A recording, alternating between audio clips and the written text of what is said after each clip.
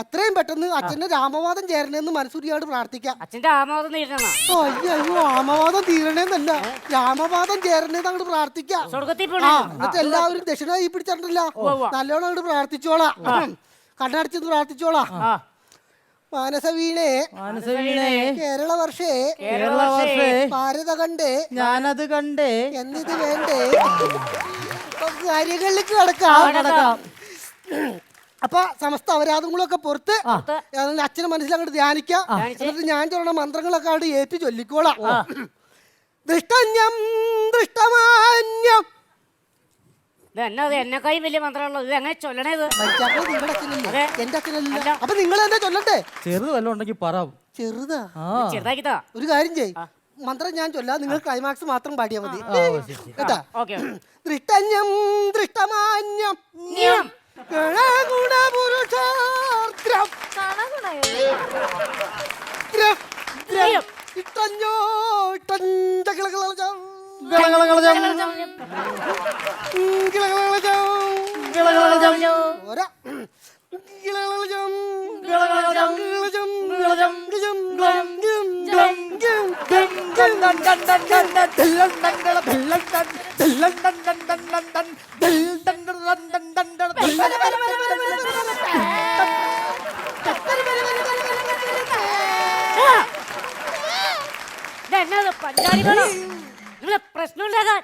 അയ്യോ നിങ്ങളിങ്ങനെ പുറകെ കിടന്ന് ശിങ്കാരിവളം കൊട്ടിക്കഴിഞ്ഞ് എനിക്ക് കൂടെ കൊട്ടാണ്ട് വല്ല നിവർത്തിയുണ്ടോ?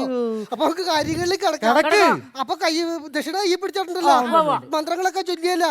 ഈ സമസ്ത അപരാധങ്ങളൊക്കെ പുറത്ത് അച്ഛന്റെ ആത്മാവ് ഈ വീട്ടിൽ നിന്നും ഈ വീടിന്റെ പരിസരത്തിൽ നിന്നും ഈ പഞ്ചായത്തിൽ നിന്നും ഈ താലൂക്കിൽ നിന്നും എന്തിനു പറഞ്ഞു ഇന്ത്യയുടെ വേൾഡ് മാപ്പിൽ നടക്കും ഒഴിവാക്കി തന്നെ മനസ്സുരിയോട് പ്രാർത്ഥിക്കാം.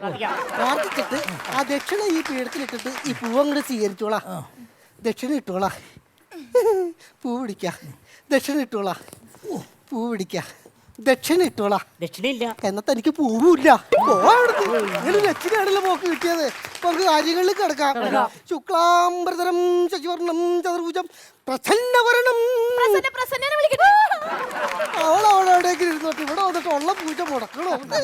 പ്രസന്നവരണം ചായ എടുക്കാൻ പോയി കടുപ്പം കൂട്ടി മധുരം കുറച്ച് എടുത്താൽ മതി കേട്ടോ.